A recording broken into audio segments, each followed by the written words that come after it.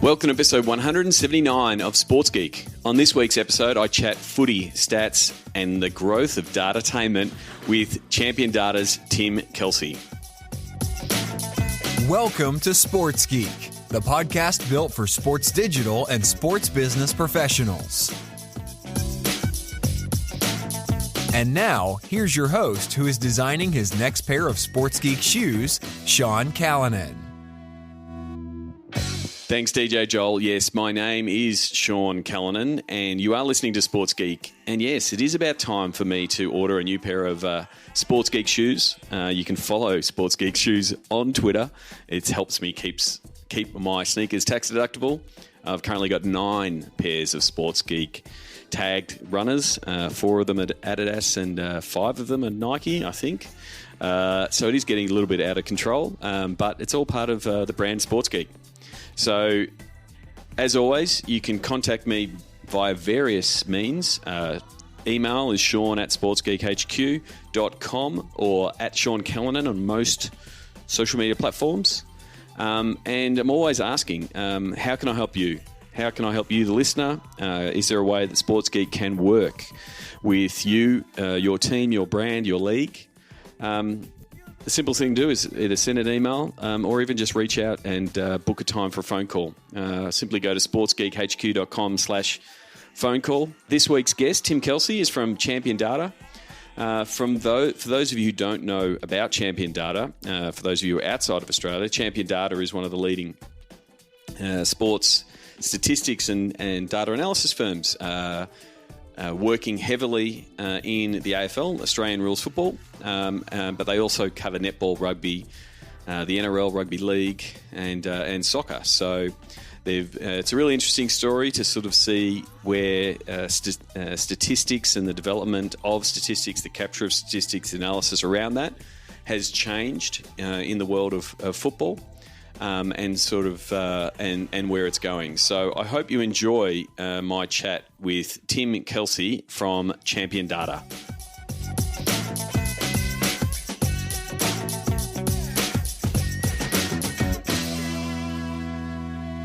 Very happy to be down here at the offices of Champion Data down at South Bank here in Victoria, Melbourne. Welcome to the podcast, Tim Kelsey. Thanks for having me, Sean. Very happy to be here. What I wanted to get a bit of background, so the people who are in Melbourne, being an AFL-dominated city, they would know Champion Data. It's flying past them in all kinds of print media, all from afl.com.au. They would know the Champion Data story. But for the international listeners, those in the US and in Europe, can you tell us a little bit about what Champion Data do and sort of how it got its beginnings? Sure. So Champion Data originally started back in 1995 by a guy named Ted Hopkins, who was famous for kicking 4 goals in the second half of a grand final. All right, that's it. You've lost me already. For the people who don't know, Ted Hopkins is a famous Carlton footballer, Yep. And they defeated Collingwood. And what Tim obviously does not know, that I'm a Collingwood man, so you've lost me already. So Ted went from an AFL footballer to a statistician. Well, he actually had an interim role as a publisher, and then he ended up with hatching the idea of using a computer to capture sports statistics. Who would have thought? A computer? Yeah, 1995. But what he actually wanted to do when he came up with the idea, he was looking at capturing qualitative information. So rather than just capturing a kick and counting kicks, he came up with the idea of counting effective and ineffective kicks, so putting a qualitative element on it.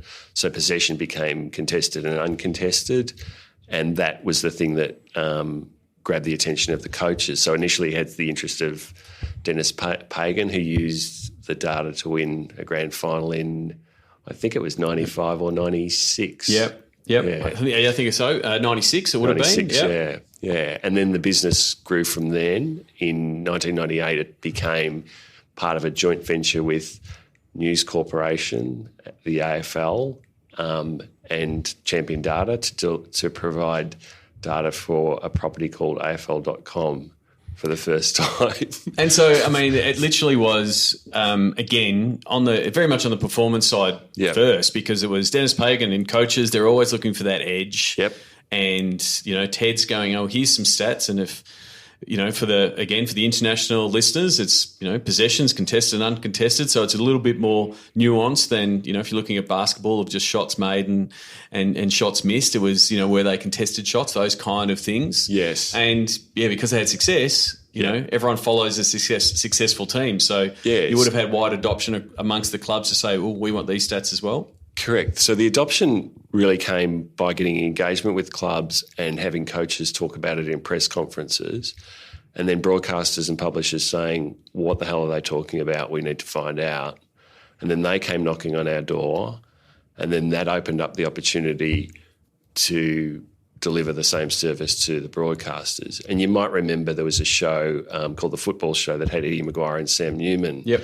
Now, they used to do a bit of shtick on it as well. Like Eddie would talk about hardball gets and Sammy Newman would joke about what the hell's a hardball get. Yeah. But that was all part of a plan to get penetration in fans but also in media. So Eddie Maguire, as a commentator, one of his points of differences was to be well studied in the numbers as opposed to someone who's a former great of the game. So there was a whole lot of things that helped us along the way, but the underpinning of it was always that we had the clubs engaged at the high performance level, and we had media and fans wanting to know what the coaches knew. So was this start of that, what's now termed, or wouldn't have been a term then, but that data-tainment type piece where it's sort of saying, well, here's a different way to look at it. Yep. We're now going to educate the fans. The fans are now going to look at the game differently. They're going to grade players differently. They're not going to just say, oh, he got 20 kicks. If he got 15 kicks that were contested, then we're going to value him more and that kind of stuff. Yeah. So one of the really early things was effective kicking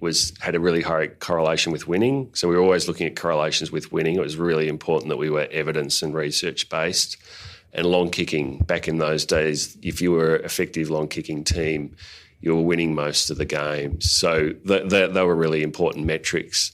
And it was trying to educate the fans on those metrics, and they sort of started to become a bit complicated to explain to them. So there was a really long process of getting them to buy in and understand it. It's sort of second nature now, but the process took a lot longer then. The climate was very different, and you're right, it did become a bit data-tainment. Yeah. But that was probably in the mid-2000s that started to happen, particularly when the broadcast rights got busted up. Yep. So it had been with Channel 7, and then it sort of fragmented into 9, 10 and Fox, and we sort of had tension and competition in that market and broadcasters wanting to create points of difference, and that really helped the business as well. So that's sort of how it evolved. And so off that first iteration and coming up with different views of the statistics and I think I did see a really good video, a Vice video of the way, and I'll put it in the show notes, of the way that your callers and coders, record a game. Yes. Is that a process that's evolved over the years? Yeah, absolutely. So I think it's a really good trivia question to ask people, how do you think we do it? And they come up with all sorts of crazy ideas, like one person captures one team, or one captures forwards and one captures back. But essentially it's a caller and a keyboarder. And the trick is to train the callers to call in a certain way, but to build the capture tool to the rules of the game. So if you take possession of the ball, instead of having 200 buttons to click, there's only sort of 4 or 5. There's only 4 or 5 logical things that will happen next. And that's why building that platform then allows you to capture an enormous amount of information. And then over the years, we've just added on to that. So from that sort of main capture of the game, we've added on things like interchange or rotations.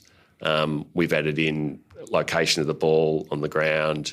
We've integrated in XY coordinates. We've integrated in pressure, which we've done in the last sort of 4 or 5 years. A lot of people don't think you can define pressure, but we've done a pretty good job with it. Again, you're always looking at correlations with success and winning, and that's kind of in those numbers. So that's why we feel like they're okay. And there's a lot of consultation with the clubs around defining, what's direct pressure and what's indirect pressure and that sort of thing. Now, all of those feeds now get integrated together in the platform. So, what was a 4-person thing 15 years ago is about 10 now. Yep. Yeah. And obviously the thing that we're now looking at is, in time it's probably going to go back the other way with automation. Yeah. And yeah, so that's the piece of now being able to potentially either analyse it via the video, the commentators, those kind of things, to be able to say what of those 10 events or what of those things can be automated. Yes. And I listened to your the recent podcast you had with Aviv. Yeah, with Aviv, and a lot of the themes that he's talking about, resonate for us, and that is in that machine learning space, the two areas that there's been an enormous amount of research in is in, video recognition and audio recognition. So it will happen. It's just a matter of when it happens and how it happens. And the solutions are sort of have application across so many different things that it's, you're in that dilemma of whether you try and solve it yourself or wait and see whether others can solve it for you, and whether it becomes a platform that you can adopt, or whether you have to build your own platform. But that's certainly where we're sort of going and looking. And so, from early on, was it simply, you were producing the stats and the Dennis Pagans would be getting the piece of paper at the end of the game and they'd be looking over it and see why, why they won or why they lost. And now you're moving to more real-time data that the coaches are, seeing live. They're looking at an iPad, or they're looking at, they're getting a printout that's just happened right there and then as they're walking down. Is it those real-time decision-making on this data is something that's paramount now? Well, it's really interesting you asked that. So also in 1995, one of the principles was that everything had to be live. Yep. So we've actually been live since 95. So in 1998, we actually had computers in coaches' box getting live data feeds, doing printouts at quarter time. So I guess the evolution for us is that it's deeper and it's faster, but it also has been automated to the point where some clubs are using tablets and that type of thing. You've got just at some venues connectivity issues with that sort of stuff, but most of it can be automated. A lot of them still coaches like hard copy printouts, and you'll see a lot of them run down with those. But it has been live almost since day one. Yep. Yeah. And is there so there's the capture of the data, but then there's the analysis that you do over the top of that. Yep. Where does that happen in your infrastructure? Yep. So it happens in a few ways. In the live game, we've built a couple of software applications. One's what you call a piece of software that you can interrogate the game, and the other one's just an alert system, which is really just throwing up KPIs that are in red, green or amber, and they're set to the states that the club wants them to sort of flag areas where they think they're sort of going okay or not going okay. And then the other parts of it are obviously that, and we did this really, really early, everything's linked to vision. So everything's got a time code and linked to vision, and that's been happening since 99 as well. And then post-game, there's a whole lot of analysis that goes on in other tools that collate data from all games. So all clubs get all data, which is a bit unusual. In a lot of the other major sports, there's not the sharing of data. So we're capturing all games and providing all the information to each of the clubs. So it's effectively up to the clubs to analyse, make their own, assessment, have their own focus, whether it's, we want to be better at contested, or we want to be better at ball movement, or we want to be better at using different parts of the ground. They've all got the same data, but they're, I guess, analysing it and using it in their own manner. Yeah, absolutely. And we've seen, some, significant changes in the evolution of the game. I think I mentioned earlier about effective kicking and long kicking. That changed with Mark Williams at Port Adelaide. He started to play play a possession type game, which sort of meant that we needed to think harder about what we were doing. And then, of course, the Richmond win this year again is a change that we've sort of seen coming, which is really the complexity and difficulty of transitioning the ball from one end of the ground to the other. That's the thing that started to change significantly in the last few years. It's just got harder and harder. Yep. If you get the ball up your end, it's significantly harder to get it back up the other end. And so is it a bit the coaches trying to keep in front of the analysis to a certain degree, like finding a gap and then exploiting it, so to speak? Wish I knew. Yeah, and then do you and your team then go back and look at how can we see these trends or better analyse these trends or better report on what's happening here, because it might be something that's not being recorded or being pushed out? Yeah, I mean, I think it's a really good question. And I think, I guess the best example of it is the recent capturing of pressure. That was really off the back of one of the clubs being quite interested in whether we could do it, and everyone wanting to try and work out a metric for pressure because they thought it was so important. And it's, it was quoted ad nauseum in 17. But I think, to be frank, the clubs are ahead of us. We're sort of chasing their tail a bit in terms of trying to understand what they're doing and whether there's gaps in what we're capturing. And, there's some really, really interesting conversations of things that we simply don't know how to capture. I mean, one of the coaches we've had in is absolutely adamant that a player won't play well without emotional stimulation. So how do we capture whether they've been emotionally stimulated? I don't actually know, but that's sort of, we're sitting there going, okay, well, we've got to think about those sorts of things and how we might do it and what technologies around that might help us with that. And the more obvious one right now is the GPS data that we've got our hands on. And when we're not so much interested in it from that performance point of view, that's not our expertise. We're more interested in the integration of that in match data and looking at structures and game geometry and those sorts of things. So stuff like the GPS or any biometric stuff, are you sort of trying to take some of that data and then map it to match performance? Match performance and synchronise with match stats. Yep. So some really basic things is like, how hard are you working when you're in possession of the ball versus when you're not in possession of the ball? You'd be surprised what results you get from that. But even more basic things like if you correlate, say, ratings or a ratings product that we've got with distance run, we've sort of found that for the 11 players at the bottom that travel the least amount of distance per game are Brownlow medalists. Yep. So it's actually not all about how far you can run. It's how you can't. It's a bit hard to measure knowing to run to the right place. Yeah. So there's some incredibly interesting stuff, and we've only just started. So it's really exciting to blend those. It'll be really exciting for us to blend those two data sets together. But of course, then the challenge becomes, how do we actually convey a message to the public and the fans that they can kind of understand? And it's sort of like starting again with some of this. It's like, thinking a bit intelligently about meaningful names and descriptions of things and how do we get that through? Because I think, distance run and who's the fastest and that is really interesting because we can all kind of relate to that.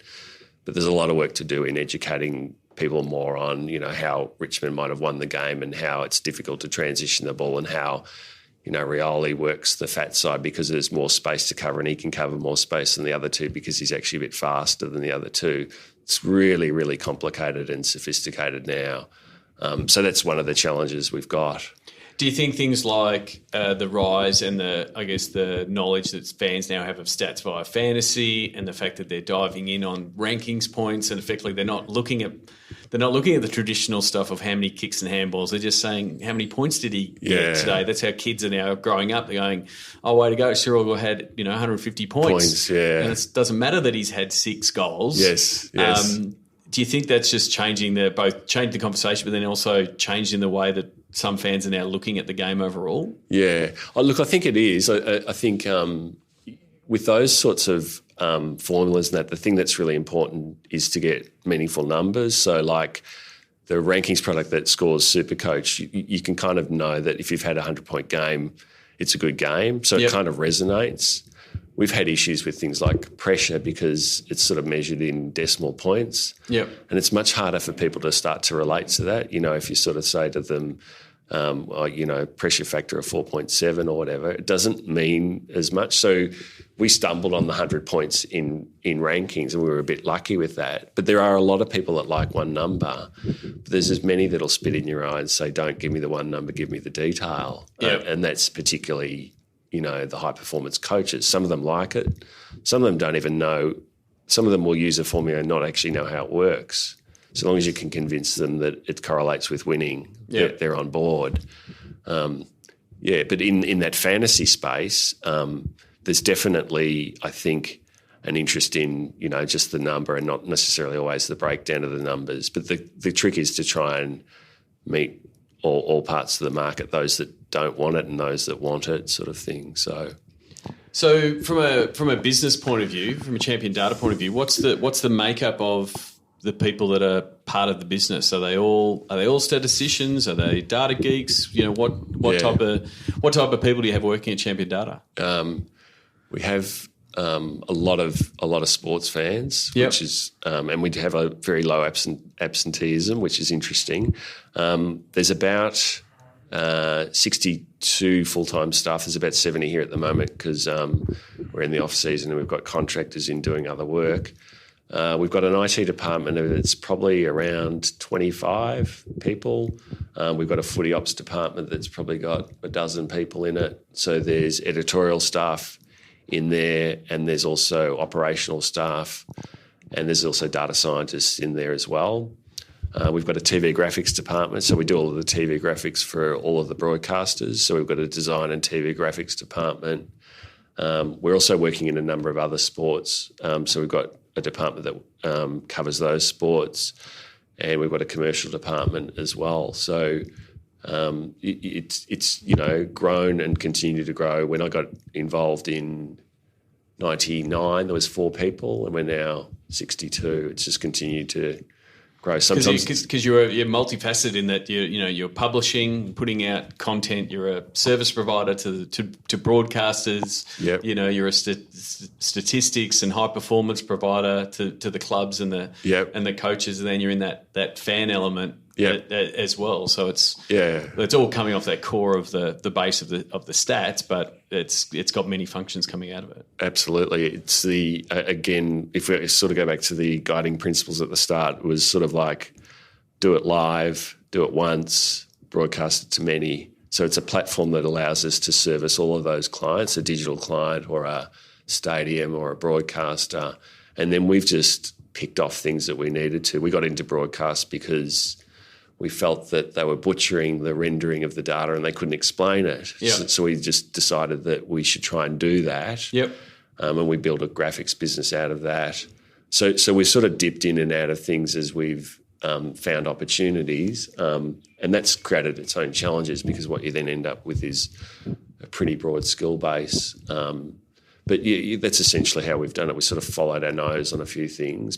And so the genesis was in AFL, and you mentioned there other sports. Yeah. So how do you take that framework, Yes. which is not AFL specific, it's just stats, gameplay, Yes. how do we analyse it? How have you picked that up and analysed it and, replicated that model for other sports? It's been pretty hard. Yeah.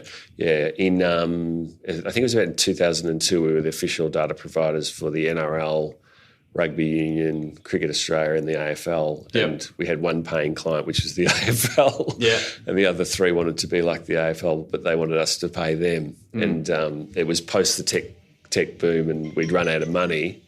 So we had to sort of shut those businesses or those licenses down. So we still capture that as information for those sports, but we don't capture to the same level. Yep. And the challenge now is because the market's become much more mature and sophisticated, there's incumbents in a lot of the things we do. Yep. We don't run into too many companies globally that do everything we do. So we've just got to be smart about when we go into something, not necessarily go in and say, here's an end-to-end thing because an end-to-end solution that can cover capture all the way to, fan engagement all the way to TV broadcast, because you're bumping into too many people that have already got roles. Yep. So you need to go in and go, we can do a data analytics piece, or we can do a consulting piece, or we can do a TV graphics bit, and then you look at sort of what you've built and we're trying to grow out from there, sort of thing. So that's sort of a bit of a focus for us now. Yeah. And so the other thing, with the off season, we spoke to Darren Birch recently about the AFLW, kicking into gear.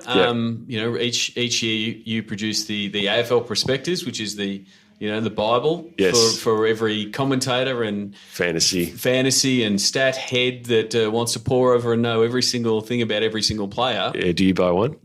I'm not a big stat fantasy guy. Yeah. I think it's because it's a bit of I'm in it every day. Yes. That I don't, and I've got mates that spend probably 5 or 6 hours every Friday resetting their fantasy lineups, Yes. and I'm like, I'm working in sport all the time. So Yes. I've always dabbled, and I do think I'm more likely with the daily stuff with the less commitment, which has been which has been a development. Now you got AFLW and had to analyse all the players that have just maybe played one season yes. or have never played. So Yes. how do you tackle a project like that with a really light data set? Yeah, it's a statistician's nightmare, isn't it? There's not enough data there. Look, I mean, I think it's been a great initiative by the AFL. The women's first season was incredibly well received, and we actually did capture to the same level as we did for men's, which was really important. So we're almost at ground zero, and I think we've just decided that we've got to start somewhere, so we'll start here. So we've knocked out the AFL Women's Prospectus as well. I've only just got hold of one, so I'll be interested to read it and see what's in there and how they've gone with it. But I think you're right to sort of flag a lot harder to do just because there's so many changes. The game's shorter, the scoring wasn't quite as high, and that was partly to do with the time of the game. Yep. One season, lots of players you don't know. Not like men's where we've sort of seen kids as 16-year-olds and captured data on them for 3 or 4 years. Different challenge. Yeah, it'll get better over time, I'm sure. Well, yeah, and I guess it's part of the strategy from an AFL point of view to present a like product that's same as the men's. Yes. And so fans will expecting the stats and they'll expect things like the prospectus. So it is important in that sense. Yeah, and look, we've been pretty committed to women's sports. We've been doing the netball for we did the netball for Australia and also New Zealand, and we've still got a relationship with them and been providing that for, I suspect it's 7 or 8 years we've been doing that for them. So we're sort of not unfamiliar with doing other sports other than AFL, and also women's sport as well as junior sport, and that the line that we've sort of drawn is at, I guess, the semi-professional level. So we tend to not go down into amateurs or school grade football or district type stuff. We've sort of stayed at the level, sort of where we sort of started. We used to describe it as we had to have someone that knew how to turn a computer on and operate one. And so that would be the signal that the meeting room that we've got booked here is almost ready to be taken. So this might present a good time to wrap up. So before I do, I've got the closing 5. Do you remember the first sports event you ever attended? Look, I probably do. My guess would be that it would have been a Carlton game at Princes Park, and I would have been with my 2 brothers. Did you have to stand on some tin cans to see? Snap. We collected the tin beer cans for my father to stand on. That's probably my strongest memory. I can't remember the game. Yeah, I remember the beer cans. Yeah, I remember standing on similar beer cans at Vic Park early in the days. So good fun. It was good fun. It was good fun. Probably wouldn't take our kids to those environments these days if we had those, if the memories. You've probably been to a few sports events. Is there a favourite or a go-to food that you have at a sports event? I don't eat at games, but I'll tell you what I remember is French fries. Yes. Well, I think French fries only got to Australia when McDonald's got to Australia, but they had French fries at Waverley, and I remember buying French fries at Waverley with brown vinegar. Yep. I'd never experienced brown vinegar before, and it was cold, but there was something strangely satisfying about them. That's about all I can offer on the food front. Yeah. What's the first app? Not one for you? No, I'm not a fan of the brown vinegar. No, yeah, right. No. What's the first app you open in the morning? Do podcasts count as apps? Podcasts definitely count. You're on a podcast, of course they count. Yeah. What podcast app do you use? I'll ask you that. I don't know. Then you're using the Apple. I'm using the Apple one. Yeah, that's pretty much the case. Yeah. Instead of what podcast are you listening to? And you don't have to say this one. You can say others, because I'm always interested in finding what other people are listening to. Yeah, no. I've been listening to yours, Sean, and I've enjoyed that. I listen to a few different things, and not a lot of sports things. The sports stuff I listen to, I might listen to a bit of The Ringer, Bill Simmons. Occasionally, I don't listen to him all the time. I like Big Ideas, which is Radio National. Occasionally, they'll have something that's really interesting on it. They're not all for everyone. And we'll wrap this one up. Yeah. Okay. Yeah. And now we're getting messages, so we're going to get going. So, lastly, where can people find you on the internet? How can they get in touch? I'm on LinkedIn. Yep. I've been selective about who I let into my network on LinkedIn. But okay, if you send me a message and say you heard the podcast, you'll get an accept. Yeah. But if you send me the standard one, I probably won't link with you. But if you send me a message, I'll respond. Okay. Otherwise, championdata.com.au. championdata.com.au. Yep, we'll have all the details. Thank you very much for coming on the podcast. We better get out of this room so you can get the meeting room back. Thanks for that. No worries. Want to start driving more revenue from digital? Go to sportsgeekcampaigns.com. Thanks again to Tim Kelsey from Champion Data. If you want to know more about what Champion Data do, you can go to championdata.com and find out more and have a look at what they do for the AFL point of view, and the AFLW prospectus that we discussed for the AFL Women's is now out at all good bookstores, and even the bad ones. If you check out Champion Data, you'll be able to find out where to get the prospectus. As I said, the AFL prospectus is a Bible for fantasy sports fans in AFL world, and Tim and his team are doing some interesting stuff both in the AFL space, but then also branching into, as we discussed, different sports like golf and the like. So, if you're interested in what Champion Data are doing, please connect with Tim and find out more. Yeah, they're just doing some really interesting stuff with the Asian Golf Tour, around the golf broadcast, and also doing some stuff around tennis, about seeing what data tennis potentially has. That's it for this episode. As this episode airs, I'm practically on the way back from Europe. So I'm going to preemptively thank all the people that I may have met recording this before Christmas, before the trip. And hopefully I've come back with a few more business cards and potentially a few more guests for the podcast, but also I may have also recorded some while I'm over there. So, as always, 2018, start of a new year. People are starting to look ahead at what the year may bring. And so if you're finding yourself looking at strategy, what you want to do from a digital point of view, where the commercialization of your digital kicks in, some of the things that we have been discussing in recent episodes, how do we integrate our sponsors, what are going to be the moves from a platform point of view, where's Facebook moving to, is its play into media going to largely shift the sports rights space? I think that's going to be really interesting this year. Where's Snap going to evolve to, and where's the Snap ad product going to move to? I think that's going to be really interesting. But I think also the bit that really excites me is the campaign development, and that's why we've developed the Sports Geek Campaigns model, sportsgeekcampaigns.com, where it is a sponsor campaign development service.